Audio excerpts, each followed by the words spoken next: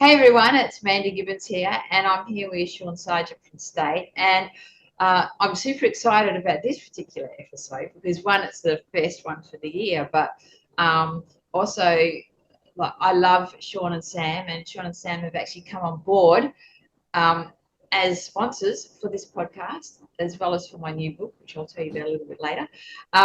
So I'm super chuffed to have them supporting me and supporting you guys as well. And so thanks so much, Shaun, for coming on today. We're going to be sharing a little bit about Shaun's personal story. And I'm going to be asking him lots of questions about him personally, which I hope he doesn't mind. You can tell me if you don't want to answer them. All good. But yeah, I'm super excited because you've inspired me, and you've been super supportive of me throughout my own journey of recovery with little circuit repair and so forth. So, and I value that big time that you've had my back with that. So, no worries. Well, thank you. Thank you for inviting me on. Looking down the guest list, it's amazing to see the people you've had on and to hear their stories. So, just to be here, just to be chatting with you, it's a great honor. So thanks for that, Mandy. Appreciate it. Thank you. It's awesome. I'm excited. And so I'd love if you just could a little bit, because we will talk about resilience as well, but I want to share a little bit about your backstory, maybe about when you were younger, because you have your own resilience story. And then we can maybe get into State about that. Sure.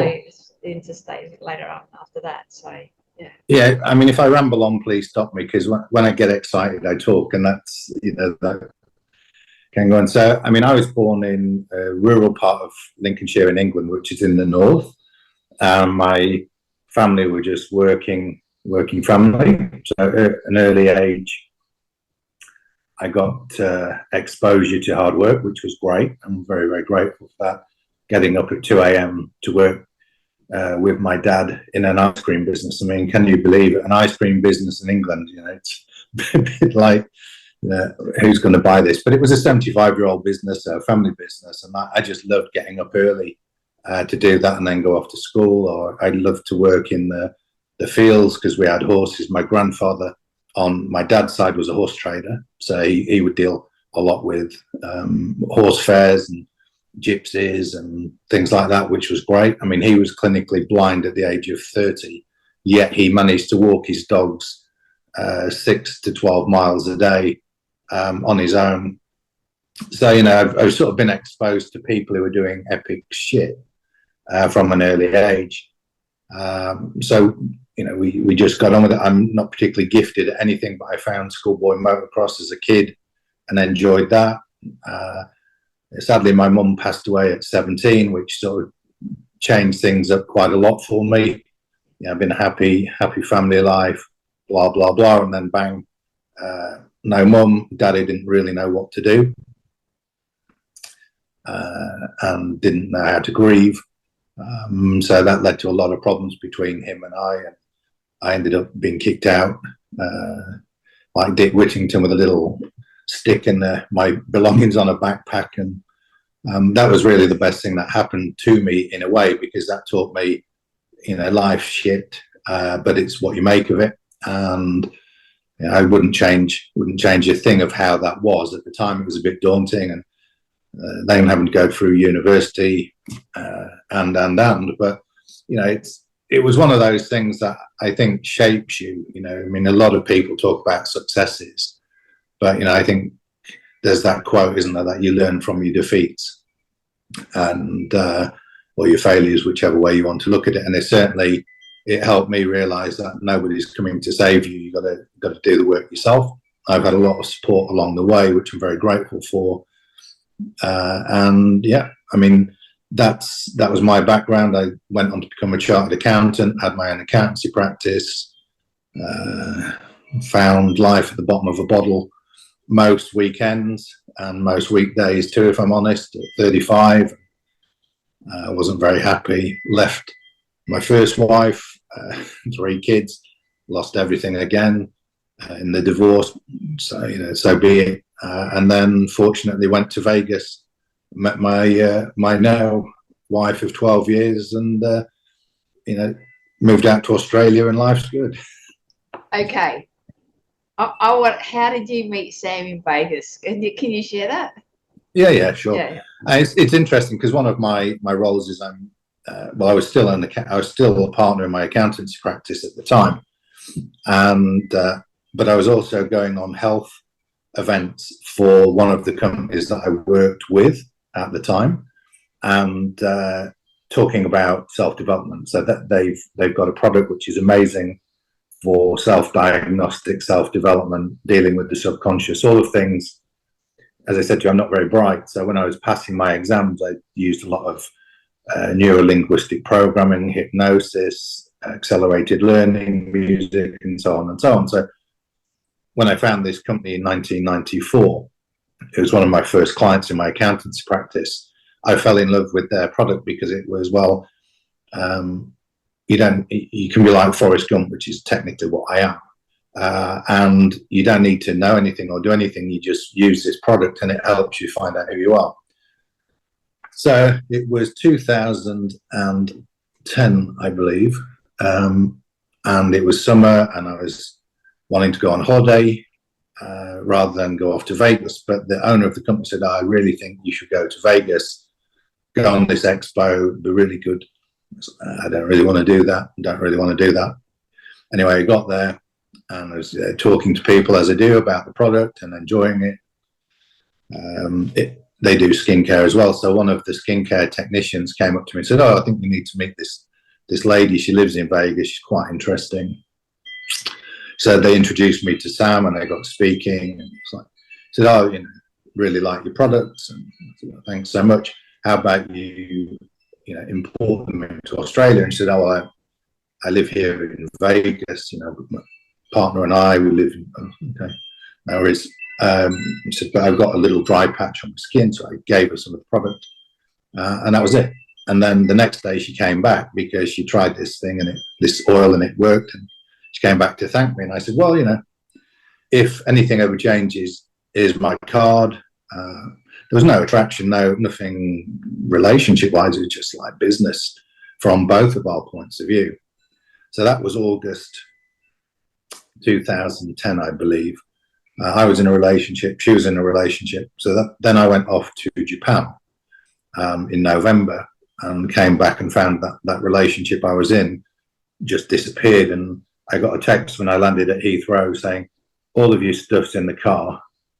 Move it by 10 a.m. Bear in mind, this is 6 a.m. And I don't ever see you again. It's like, wow, that's pretty quick. Yeah.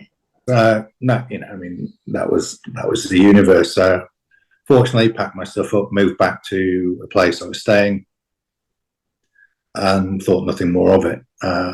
Little did I know that at that time, Sam had a major blow up with her partner, left Vegas, left America, went back to Australia. But the universe works in strange ways because she went back via Bali where her brother lives and they were just randomly talking about life. And she said, I met this interesting brand in Vegas and told him the name. And he went, oh, wow, I know that. So parked it off. Anyway, the highlight of the story, and it goes on a lot longer, but I'll give you the highlight, was Sam writes a blog for her 𝗶𝗠𝗀𝗍 business, and she wrote, this year is the first Valentine's Day that I'll have to buy my own underwear because for the first time in 10 years I'm not in a relationship. So I'd subscribed to her mailing list just to see what she was up to, and I wrote a very cheeky comment that put, a lady like you should never buy your underwear. So she then sent me a message and said, how are you? And I said, yeah, I'm really good. What about you? Oh, well, we're looking to do a project. It'd be good to come across and visit the company. And said, I'll come across. So she came across literally 10 days later with her brother. Yeah. And so I was the tour guide and I spent 3 days with her and her brother showing her around the factory, the facilities. They have a farm, my local city where I worked. And it was like there's this thing that just clicked. And then she said, I'd like to import the product. Okay, no worries. Let's talk about it. And then this was March 2011. We were supposed to go to Japan in April, and that's when the tsunami happened. And Fukushima went down, and I said, well, I'm going to Japan, would you like to come? And she said, yeah, that'd be great, because it would be good for her to see how we did the business and so on. And then Fukushima happened. I said, look, you don't have to come if you don't want to. I mean, there's so many people from outside of Japan who are just freaking out. And I said, we are actually going to Sendai, which is the town of Fukushima. So if you don't want to go, don't go. I said, oh, no, I'll come. So we spent 2 weeks working together in Japan, and then it was like, well, why don't you come back to England again to do something? And then we have to go to Bali to talk. So it was pretty epic in the months till July. And then I ran out of excuses or reasons to travel with her or to come to England. And it was the last night in Bali. We'd had a good working time. And I said, why don't you move in with me in England? And she said, oh, okay, give me 6 weeks, pack my stuff up in Sydney. And 2nd of September, she arrived in England to live with me. And 9th of September, I proposed to her to get married, and therein lies the story. Sounds like a pretty good plan to me. Well, I mean, I think it's what we were talking about a little bit earlier, where, you know, life throws you what it throws you, and you just got to deal with it when you deal with it. And I'm a big believer of the universe gives you what you need, not what you want. And, you know, if you'd asked me when I came back from Japan how I felt, then I was decimated about the relationship. But had that not happened, then I wouldn't have been in a position to do what I was doing. And then, you know, out of sliding doors, you know, that movie Sliding Doors, it's like, well, where would I have been? What would I have been doing? And so I think when things come up, it's not always easy to grasp them or understand it. But if your gut feeling tells you that you got to do it, then you pretty much got to do it. Yeah, and that was a very fast ending too, right? It was like blam. So when it's that, when the ties are cut that quick, that's a sign. Exactly. Yeah. Exactly. And, you know, as we get older, we can either recognize that sooner, yeah, and that's called learning, or we can resist it, and that's called old age. But I definitely prefer to not resist it, because I definitely found out over life, if I follow my intuition, knowing, or whatever you want to describe it as, life's pretty easy, even if it's wacko, you know, like, why would you move to Australia? Why would you do this? Why would you do that? Why do I live halfway up a mountain in the middle of nowhere? Yeah. It's just, well, that's what I feel is the right thing for me at this point in time. So, yeah. Yeah. And it suits you guys. Yeah. Thank you. Yeah. It does. It does. Like, you guys have such a beautiful, without sounding too woo-woo, like a really awesome energy you both have, and you really emanate that big time. So it just goes to show that whatever you're doing is really helping you thrive in life, right? On a good day, that is.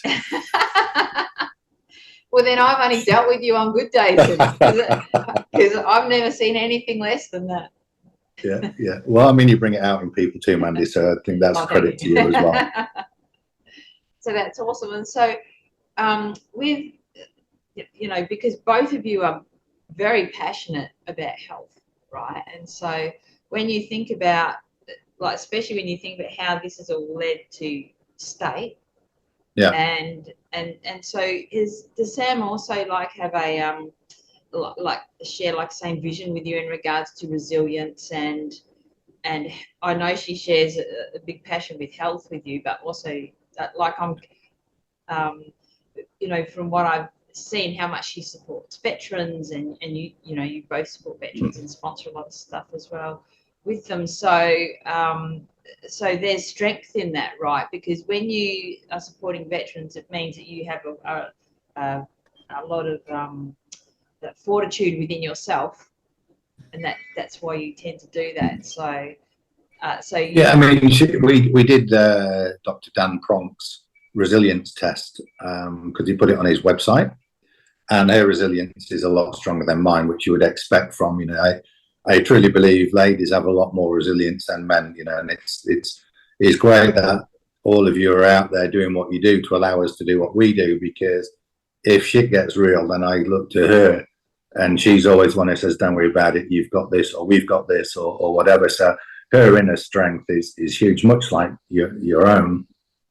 And you know, she doesn't mind telling me, you know, what she thinks about things, which is, I think, is a good part of a relationship, because, you know, we've always said if there's anything that we need to talk about, we need to talk about it now, as opposed to let it fester for 5 or 10 years and so on. But I always think about relationships, and I've had quite a few, is do they nurture each person, and is the unit stronger than the individuals? And there's a lot of things about self. You know, you're born alone, you die alone, and what you do in the middle is choice. And so nobody can do any of the work for you. She doesn't do any of the work for me, but I actually know the contribution that she is to me and how my life's better with her partnership. So, you know, I mean, I'm more than fortunate to have her in my life. It's a blessing because she's as daft as I am. And, you know, I mean, it's like, yeah, let's move up a mountain, done. Let's get to Belgium Malinois, cool. Let's, you know, support veterans, because, you know, we believe in, you know, people who are doing or who have done epic stuff need to be respected and honoured and thanked. And I mean, that's, you know, much like what you do, and why, you know, we reached out to you is because, like, what you're doing for people in that aspect of, you know, life can be tough, but it's how you deal with it. And, you know, you as a beacon to present people and also present your own story shows people that whatever they face, they can deal with it. And I think that's, with State, one of our slogans is be the best you can be. And, you know, the reality is you need resilience and fortitude to do that. So if you can find people like you, or like, you know, some of the guys we work with who inspire you, and they draw out your resilience for you, amazing. So yeah, she's a pretty resilient chick. And, you know, if I was going into a firefight, I'd definitely take her with me. That's so awesome. And I think too, like when you have someone who's on a similar, like, sees your vision and helps support you in that, and you have a shared purpose as well, that makes a massive difference. And then, you know, for someone else, maybe it might seem a little crazy, but for yourselves, you're in it together. It's not crazy at all, right? It's like, it's just, I think the reality with any partnership that you do, if you are tired at the end of the day from seeing the person you're in partnership with, get out. You know, whether that's a work partnership or whether that's a relationship or whatever it is, because, you know, it's not contributive to you. And I mean, it's not to say we're the perfect couple, far from it. You know, we have any number of discussions, primarily because, you know, my communication isn't that good and my English is a bit poor, and, you know, she gets a bit confused with what I'm trying to say. But, you know, I think as long as you've got the foundational points of this is for my greater good, then and whatever comes out is in the knowledge that it's with kindness, then, you know, I think it's great. So yeah, that's it. That's so good. You guys should probably also do a podcast or something on red flags and green flags in relationships. I was going to ask you too, because it's like I really love the story of how State came about, right? Because that also has to do with relationships as well, but very much about resilience and health, because we both, or 3 of us, you know, 5, the dogs as well. Yeah. We're like all very passionate about taking care of your health, and especially hormone health as well. And so, and you and Sam are just like so full-bodied bottle on your knowledge in that. And so I'd love to talk about that, especially in regards to how it supports men. So sure. I'd love you to share your backstory on State, because that's a really cool. Yeah, I mean, as I say, my grandfather on my dad's side was a horse trader, and he was a big man. He could lift an 18-stone sack of corn on a shovel, or carry a horse dray on his back. So, you know, from my side, bare knuckle boxing, even though he couldn't see, and these feats of strength. And then we used to have the local police force come round to the property to train, because he got a little gym with some weights there and so on. So I've always loved going to the gym. And when I started playing American football at 18, I was the smallest on the team, so I needed to go to the gym. And so you know, got all the Arnold books, you know, Dorian Yates, Tom Platz, all of this sort of stuff. So I just loved it. For me, they were my favorites too. Going down the gym and just being with strong, at that time there weren't any ladies, so because it was, you know, rough and ready, you know, freezing when you put your hands on the barbell in the winter, 40 degrees in England even in the summer, you know, it was blood, sweat and tears. I just loved it. It was where I belonged effectively, and the guys who I knew then are still my best mates. So it's like that sort of brotherhood aspect, sisterhood aspect doesn't go, and if you've sweated together. And so that's always been my thing. I've always wanted to be a good guy. I've always wanted to be a big guy, and I've always wanted to be able to take care of business, you know, and competitive to my detriment in many ways. So fast forward, we were in a bar in New Zealand waiting to go and do a course, and I think I was about 48 at the time, and I was moaning on about I don't want to get old, you know, fucking I don't want to not be able to, you know, take care of things in the relationship. And you know, when I go back to where I was brought up, I see people walking down the street with walking sticks, and I think, shit, he's doing well for his age. And then I look at it, and it's like not the person I thought it was his grandson that I went to school with. Yes. And I'm thinking, what is it? Why do people think when they're at 40 they're nearly dead, at 50 time to retire? And that's not for me. So I was going on about this, and Sam said, well, why don't you just do something about it? You know, you've tried every bodybuilding supplement and health supplement known to man, you know. I mean, I'm the sucker marketer's dream. And I said, oh, I don't know anything about it, honestly. And he said, well, you know, you've bought enough of the crap to know what doesn't work. So we just parked it there, and you know, 6 months later, back to this universe thing. We're in a chance meeting with a woman about something completely different. And she said, oh, I can't get to this project for at least 6 months. I'm just finishing my PhD. And yeah, nosy me said, oh, what's your PhD in? She said, oh, I'm doing it on male aging. And it was like these lights went on in my head, and it's like, okay, right. So I said, so, you know, if I wanted something that's going to help me produce more testosterone, can you help me? And she went, well, I can, but that's not really what you need to focus on. What you need to focus on is, because testosterone isn't the problem. There is a problem with testosterone, but the reality is the body doesn't function like that. So if you think you can stick a needle in your leg or your arse and inject exogenous testosterone and that's going to work, yes, it will for a short time. However, we can do something that's more long-term that's going to be better for you. So I said, okay. So if you could make a supplement to do that, would you do that? And then she said, oh, yeah. What's your price point? Where do you want to? Oh, stop.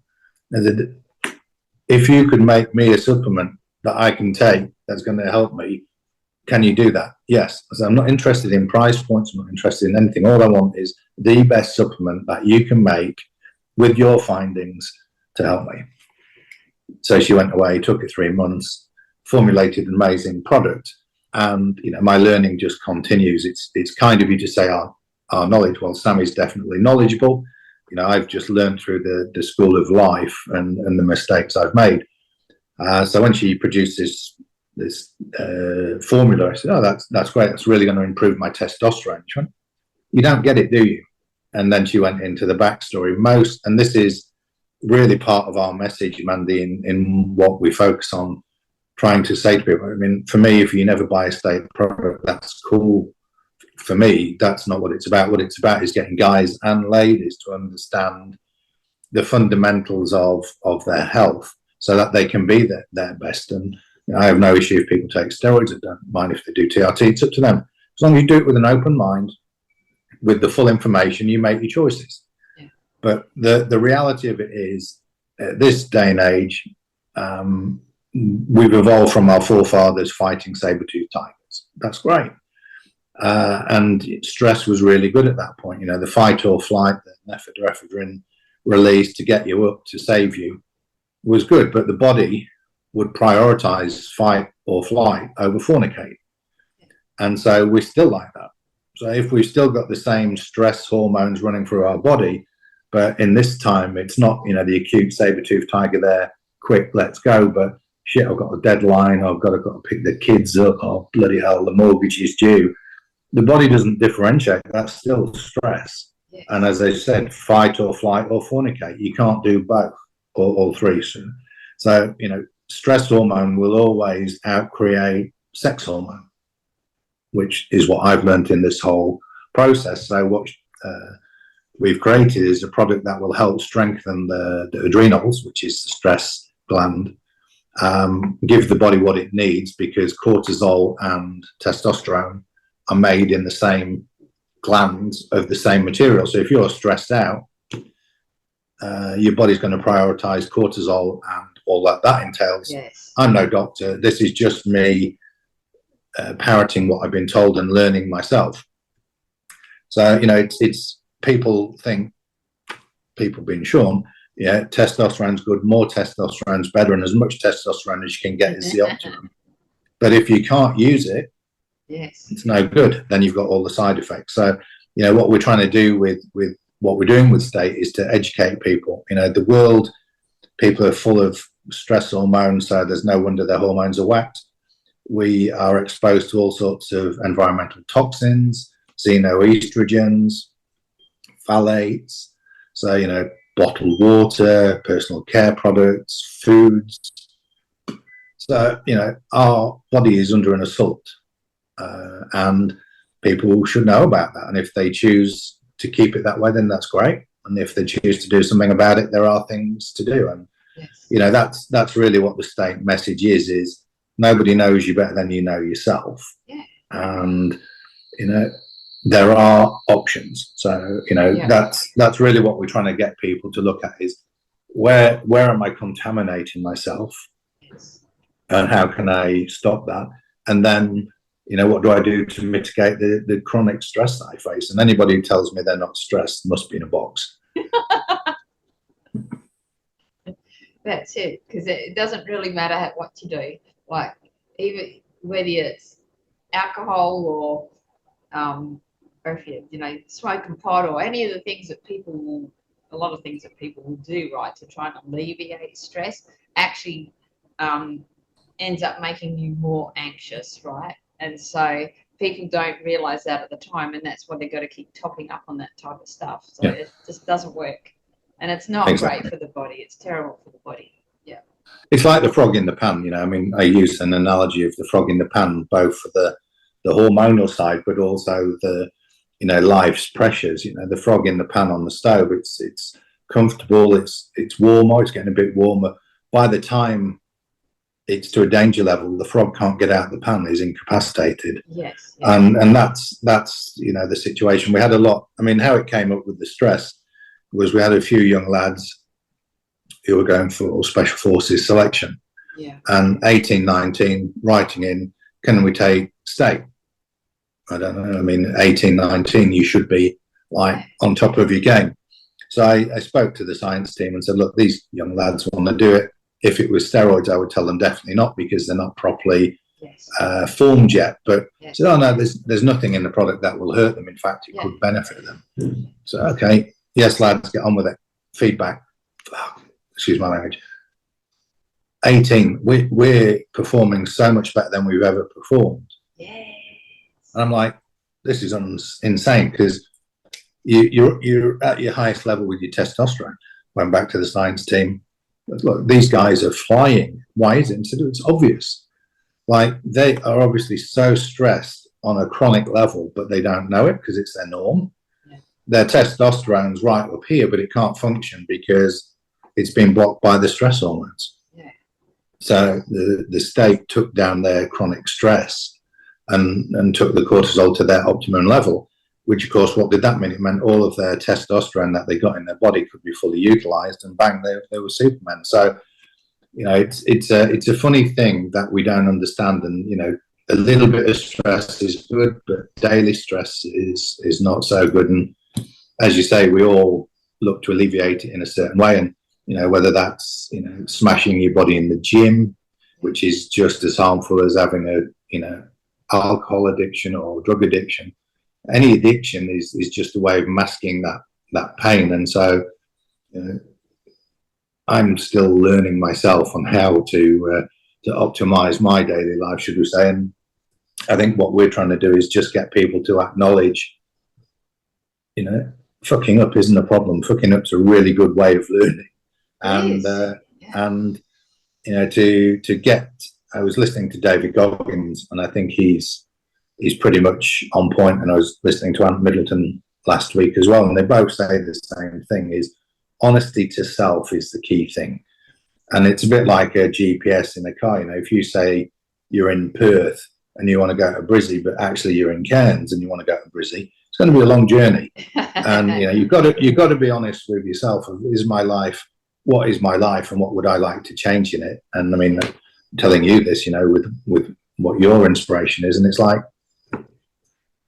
be honest with yourself and take action, or sit and complain. It's just a choice.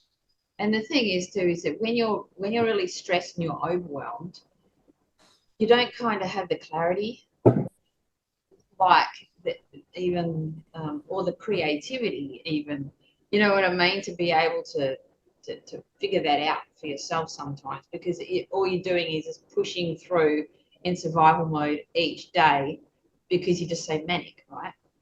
Yeah, exactly. And I think that's you know, that's what I learned a lot from I mean, we're so fortunate, we deal with a lot of veterans. Yeah. And I'm just so inspired. You know, my life has been busy, but then I look what these guys have done, and it's like, you know, I'm humbled by it, but the lessons that you can take from those people is just immense. And it's very much about, you know, life's going to throw whatever it's going to throw at you. Yes. How do you deal with it? Because you can deal with it or you can not deal with it, but it's not going to go away. It will be what it is. Yeah. And it's interesting because it was only just recently I was telling you, a friend of mine, because he knew about State, but he sort of didn't like put two and two together, right?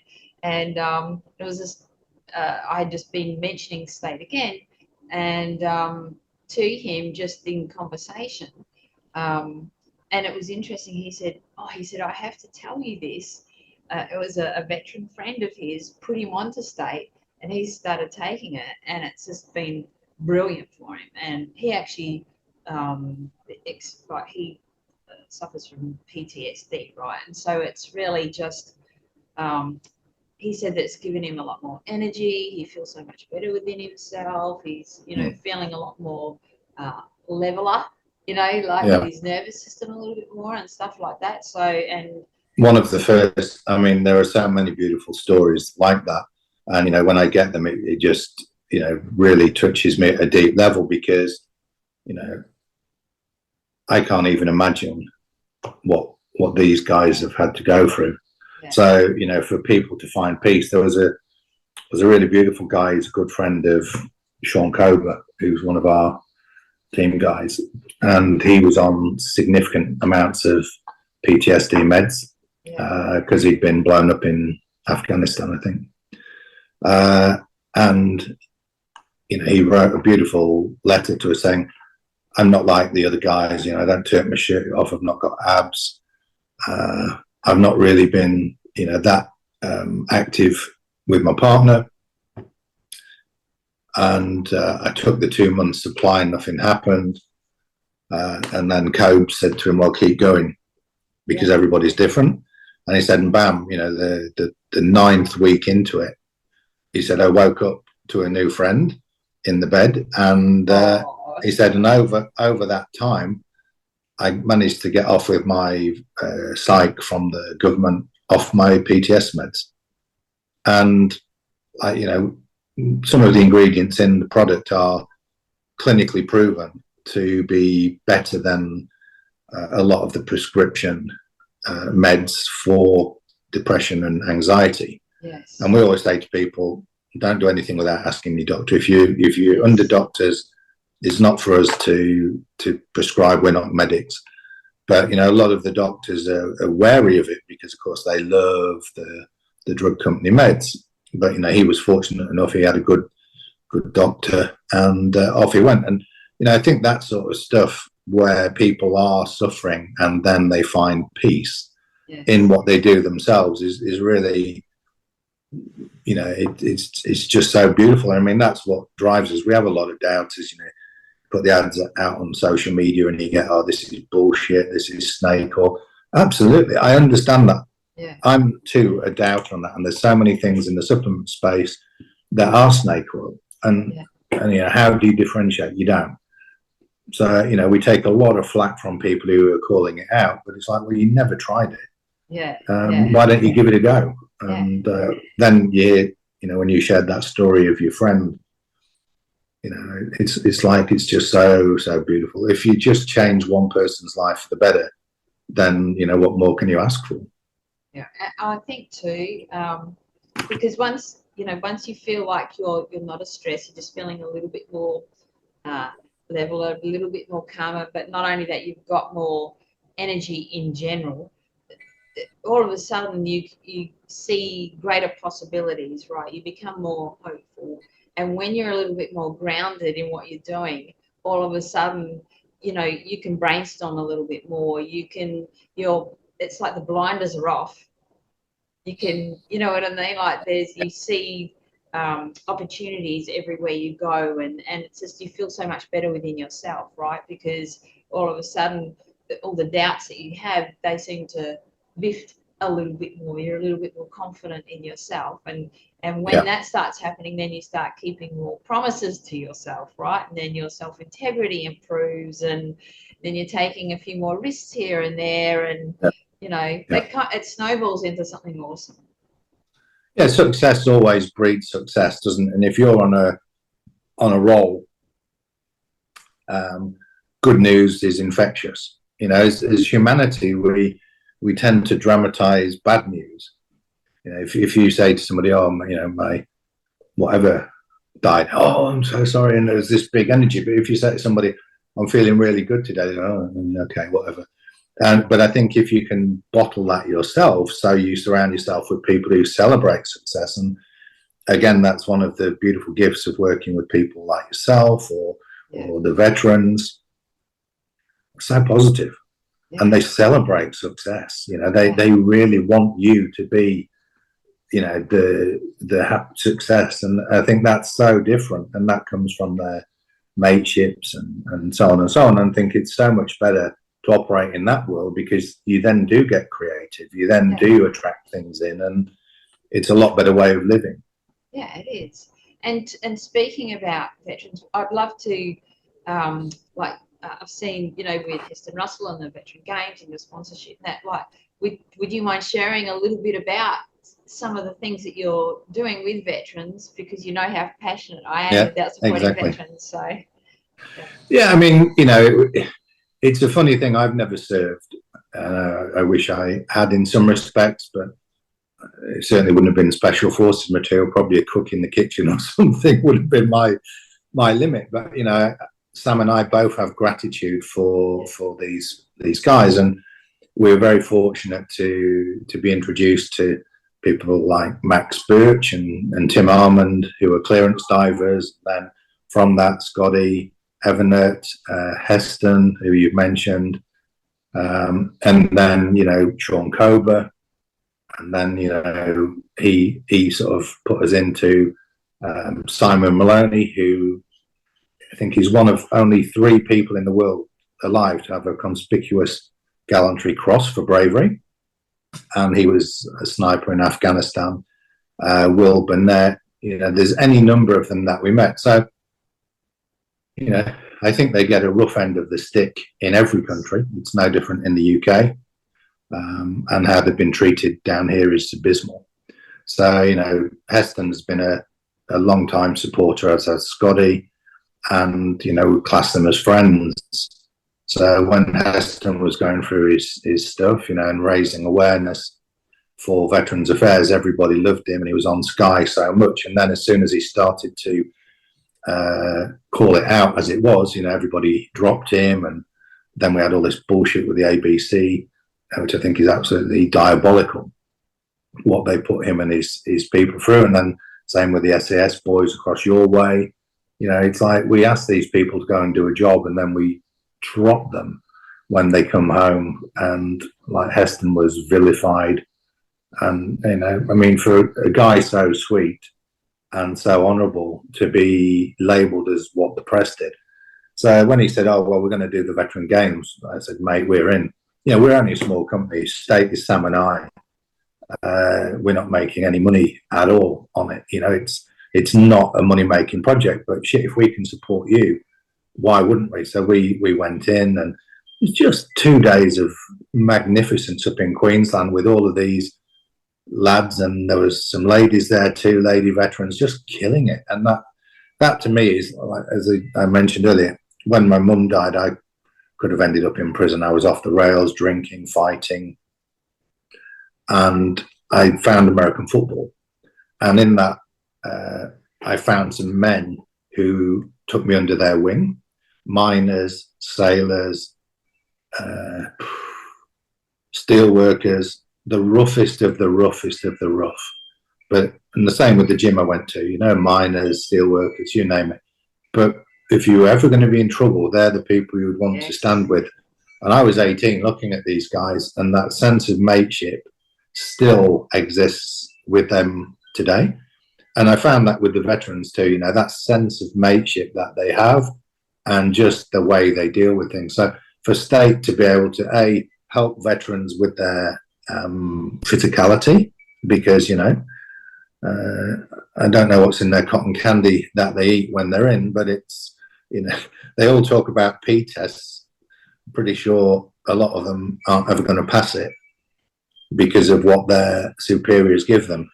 And, you know, so it's like, okay, you all know what physical fitness is, and you want to perform, and then you're out and you've lost that sense of, in some instances, say, if we can support you with your mental and physical side, and it's just an honor for us to do it. So we, you know, we do the Veteran Games. We just help. Simon is the trustee of the Head Up charity in the UK, which is doing a similar thing as Veteran Support Force across here, which is Heston's charity. So we just supported the guys. 4 of them just rowed across the Atlantic and came third, I think. So, you know, the guys who were on the State were using their whoops and all of this stuff, and they said it just changed our training. It changed how we recovered. It changed our internal structures.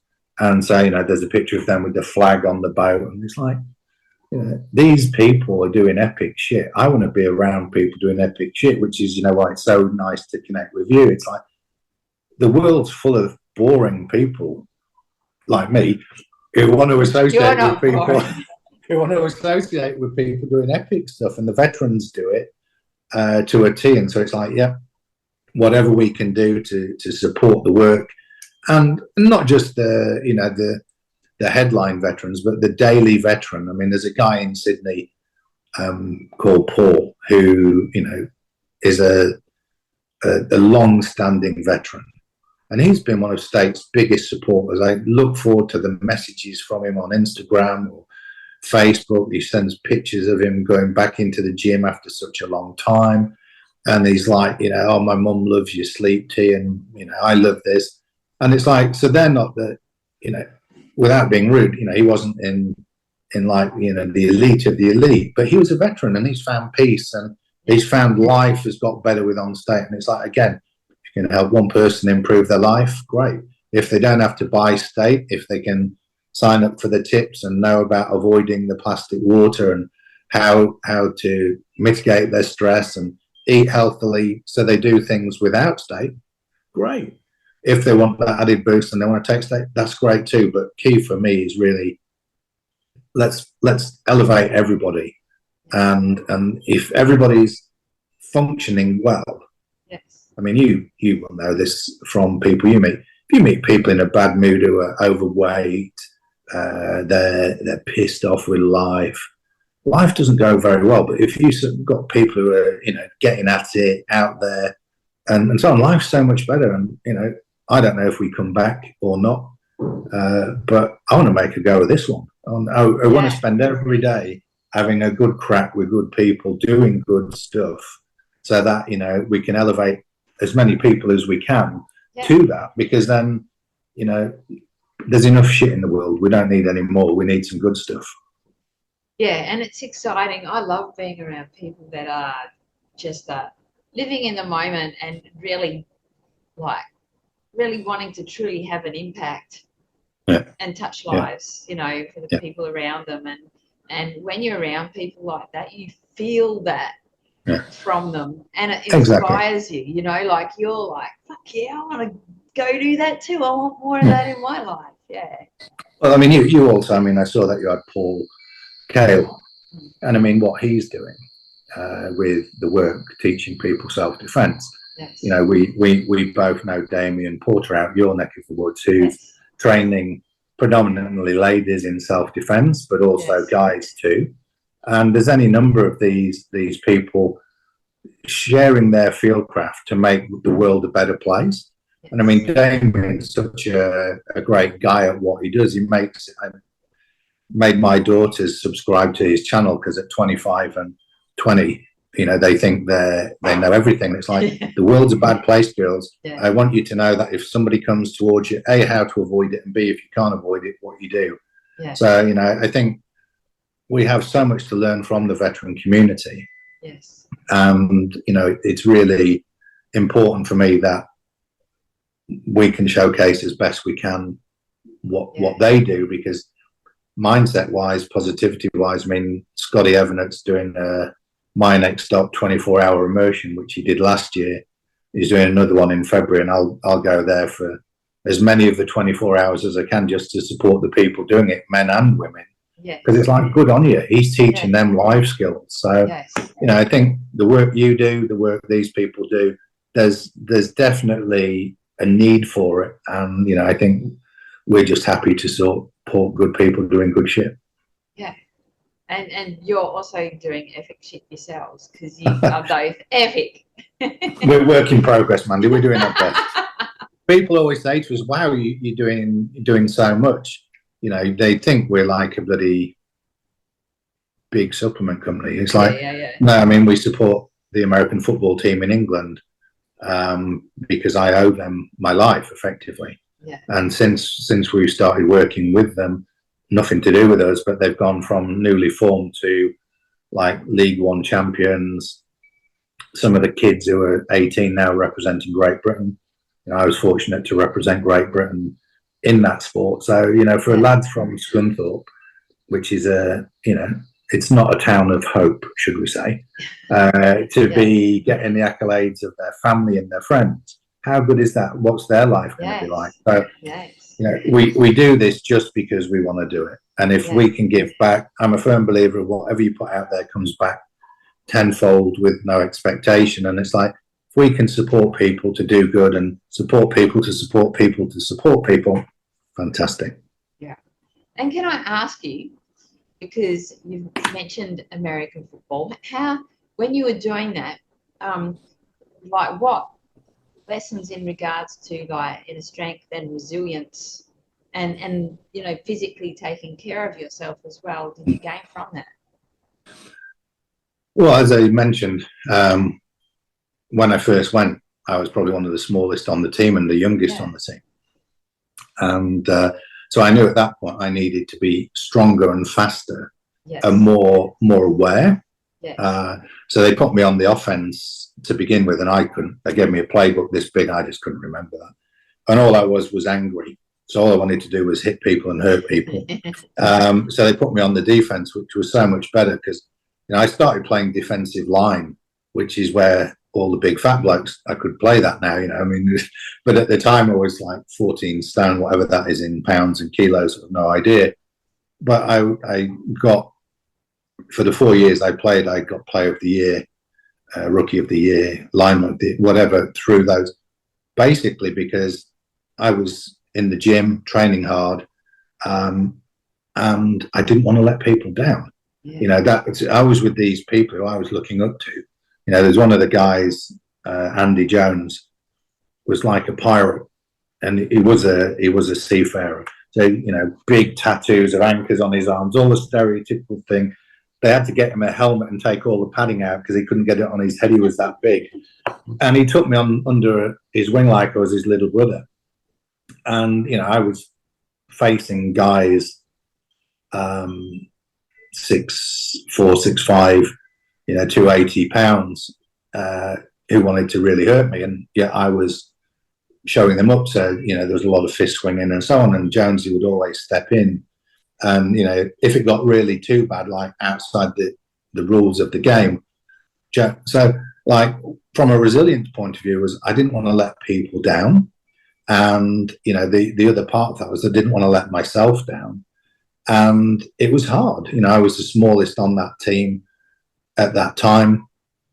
And I had a couple of chips on each shoulder where I was like, no, I really want to prove myself. So whatever I face, I've got to turn up and I've got to deal with it. And these people don't suffer fools. So unless I am at the top of my game, and so that in that aspect of I've got to keep going, daily renewable contract, which is, you know, what a lot of the SF boys talk about, was like every game is my first game and my last game, because if I don't perform, I lose the respect of these people, and that's too much for me. So looking after myself was gym work.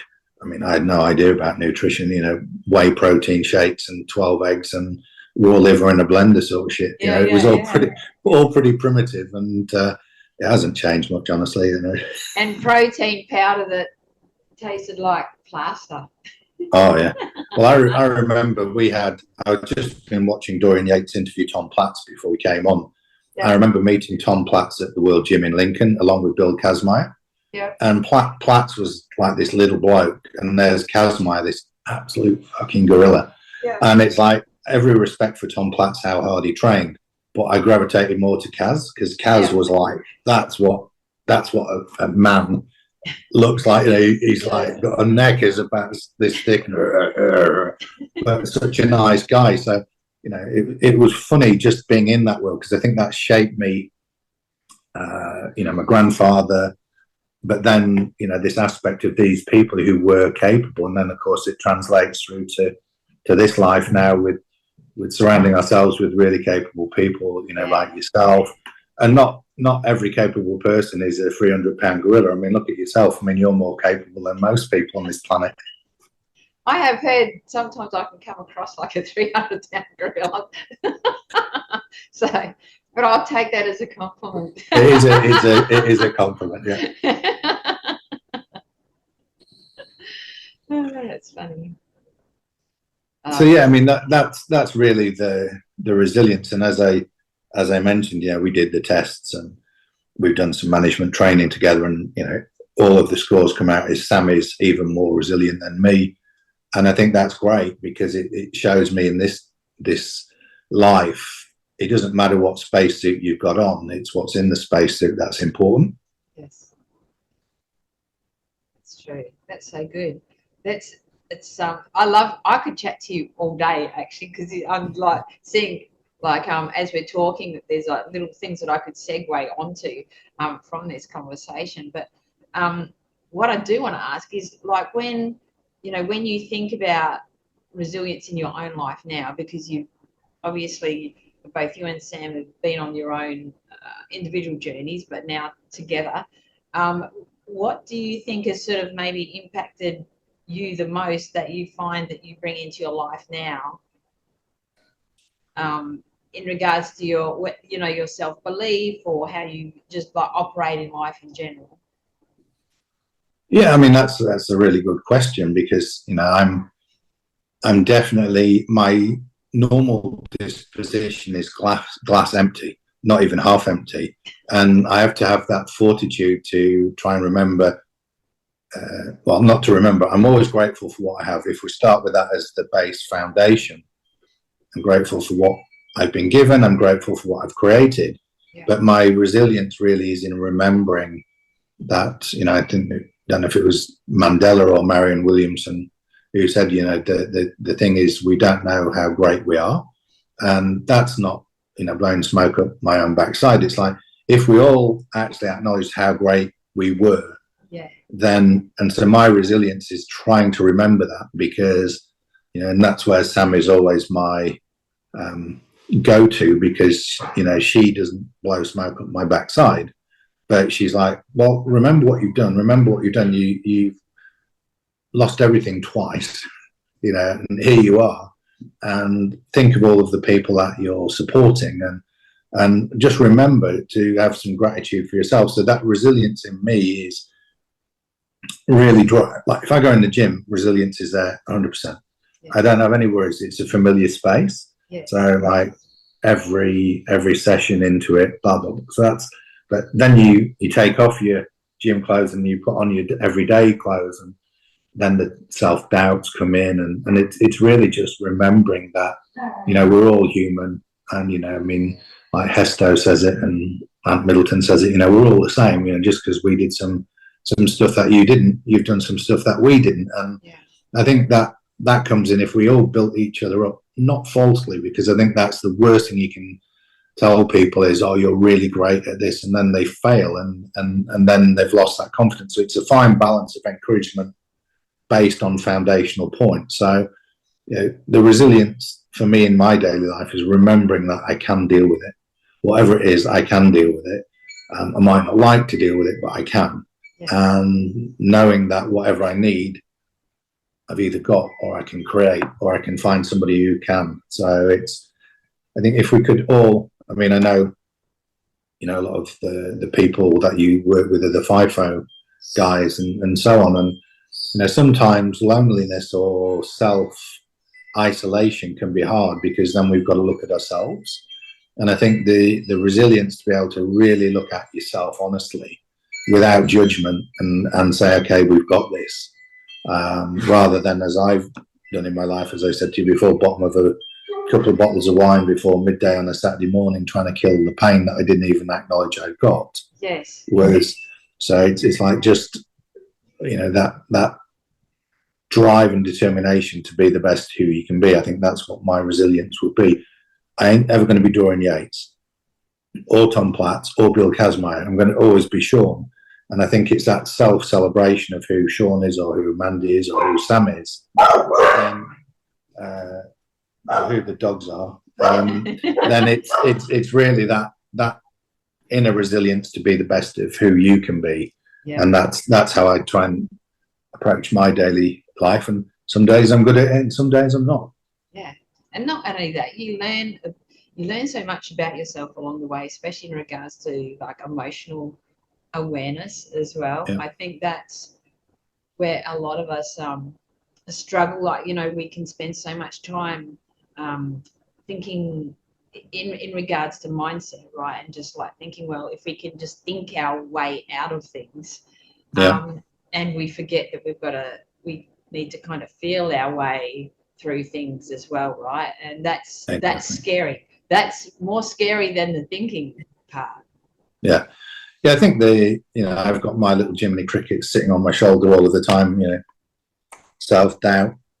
And, you know, I love listening to, you know, the audio books of people like Ant Middleton or David Goggins or Billy Billingham, Ollie Ollerton, Jocko, all of these SF guys, because, you know, the ones who are honest, and most of them are, talk about their Jiminy Crickets and their self-doubt.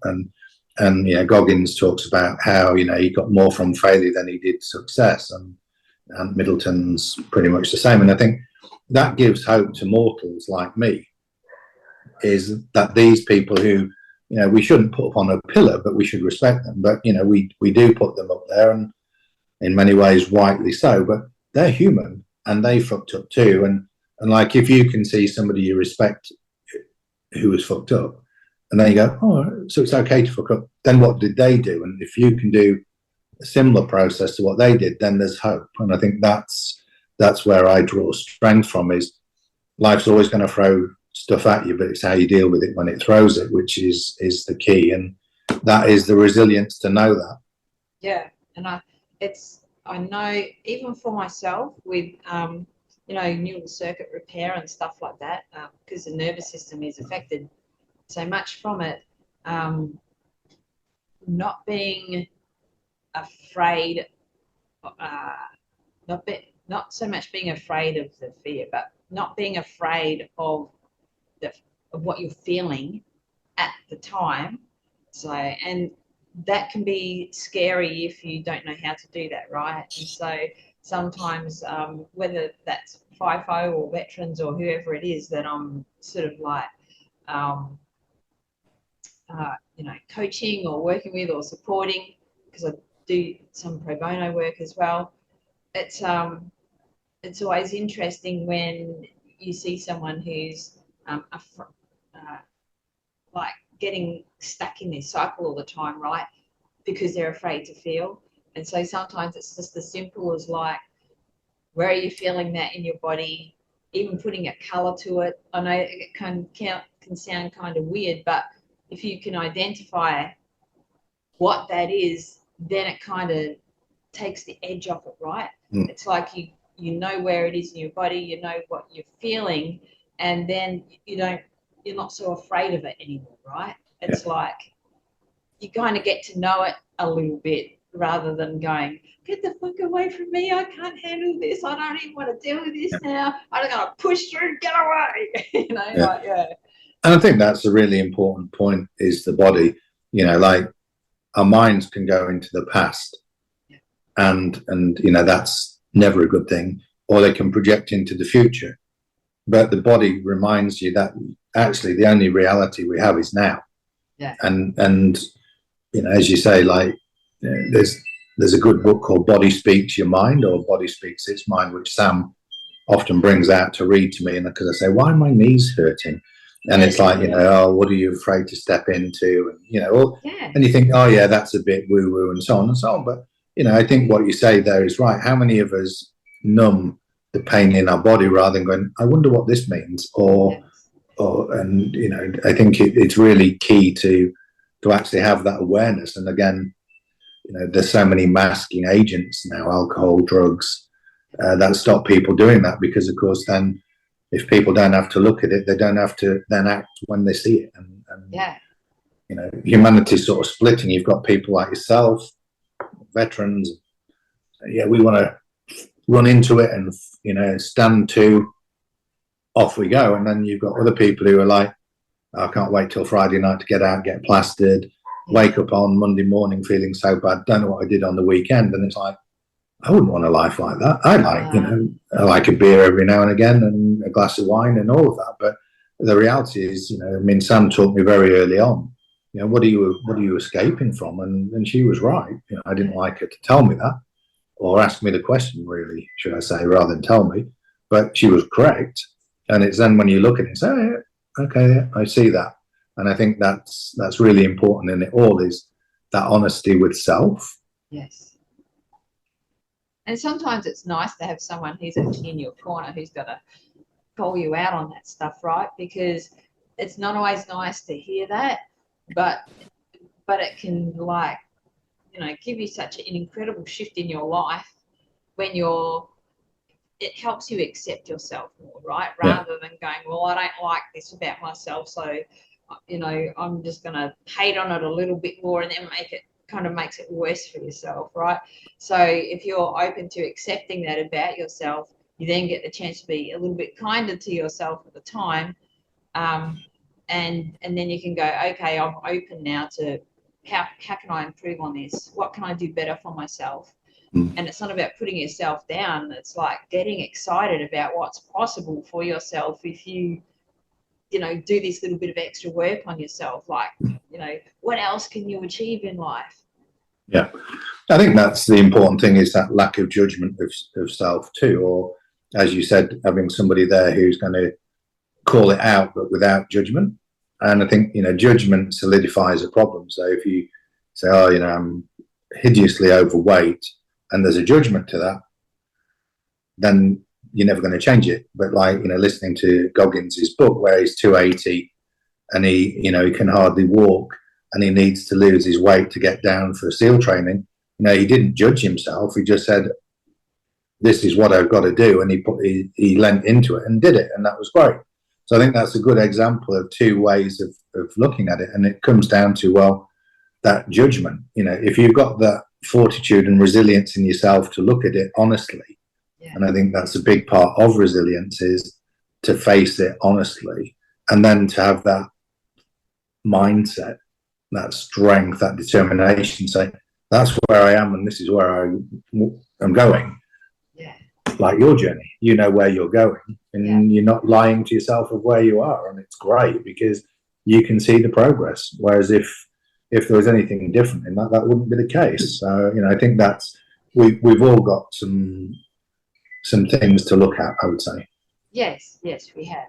And you know, if you give yourself the opportunity to look at whatever you want to change about yourself as more of an adventure, rather than I don't like the way I am, you know, then it becomes more exciting, right?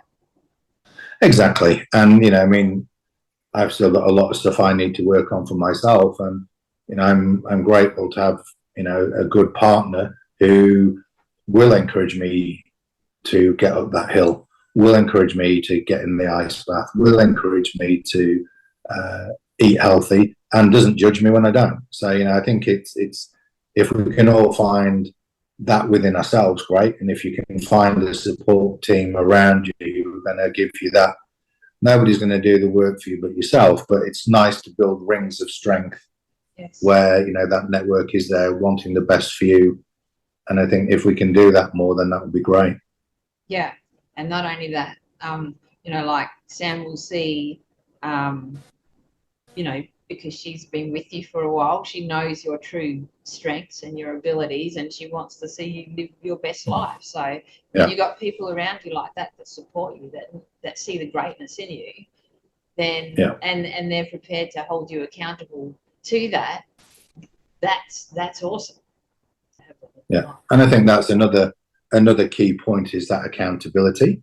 You know, and I think that's, you know, what I've learned quite a bit from.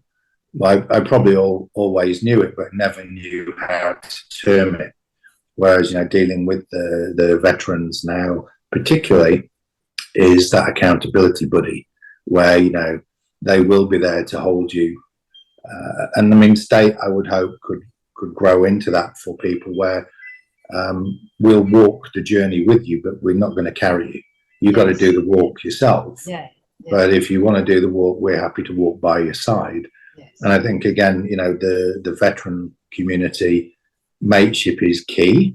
And, you know, that's what I've seen a lot of, is mates helping mates. And, you know, for State, it's like, okay, if somebody's on it and have a good experience, tell your mates. It's not a sign of weakness.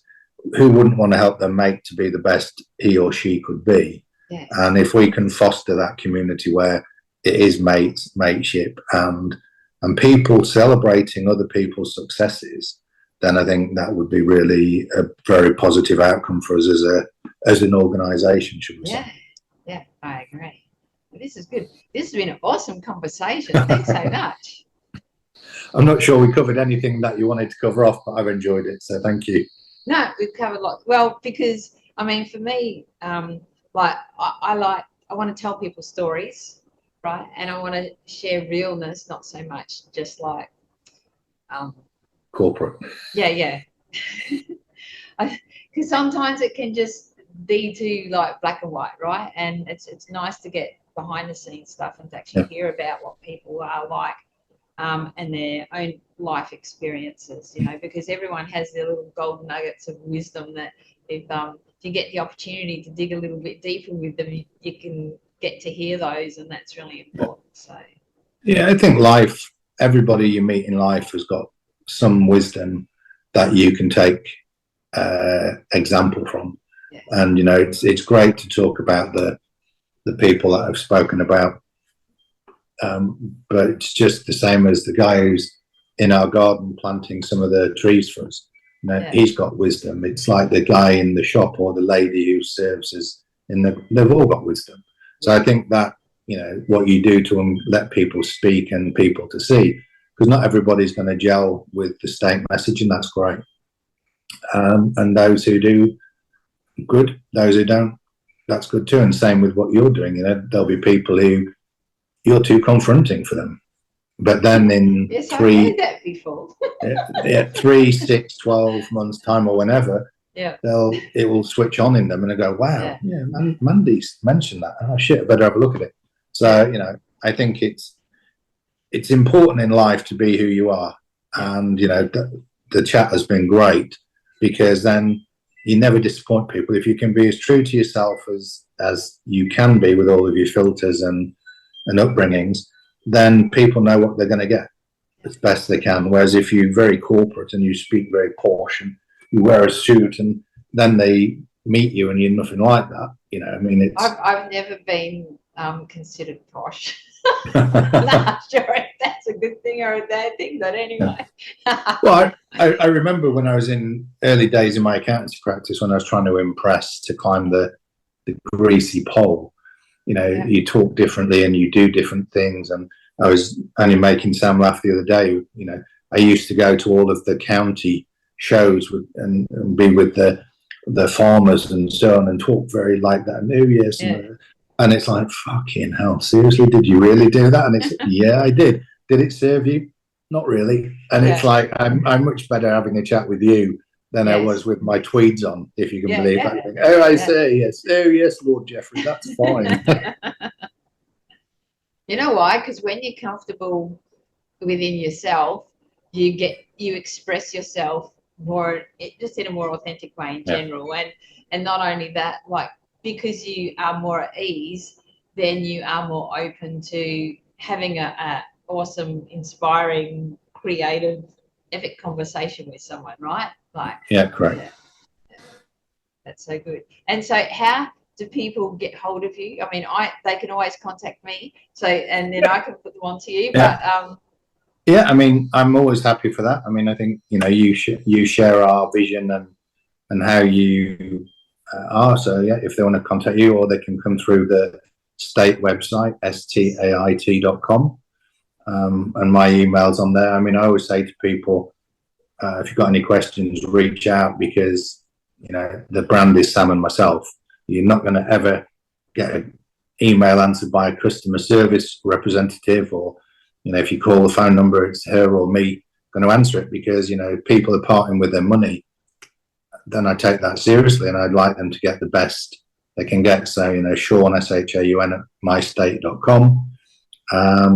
So, or come through you, or do a Google search, and however. But the Stait website is probably the easiest way to do it. And I'll also include your Instagram and LinkedIn and all your social media accounts in this as well. Thank you. So people can check out your social media as well. Sometimes it takes it's awesome for them just to get a bit of a feel for you how you are on social media, and also the people that you support as well. So that's cool. My social media is terrible, but fortunately Sam does the Stait social media, so it's very good. So you're an awesome team. Well, I'm very grateful to you, Mandy, for what you do, because I mean it's underrated, and I think the work you're doing with the guys in the fire pit, it's really important that guys feel there's a safe space to be who they are, and as you just said, to truly be who they are. Then if you're not who you are, and that's why I use that example with me, you're out of sync. So you'll always have to see. So what you're doing with them is really fundamental to helping them deal with life, and to be able to acknowledge that they are really great. And I think you do that so well, so thank you for the work you do. Thank you, I appreciate that big time. Awesome. Well, it's been fantastic catching up with you today. Thanks so much for kick-starting off this season. I'm so stoked to have you on, and it's just so lovely to catch up with you by Zoom. So, and big hugs to Sam and the dogs as well. I will do, and thank you so much, and let's catch up soon. Awesome. See you later. See you, Mandy. Bye. Bye. Bye.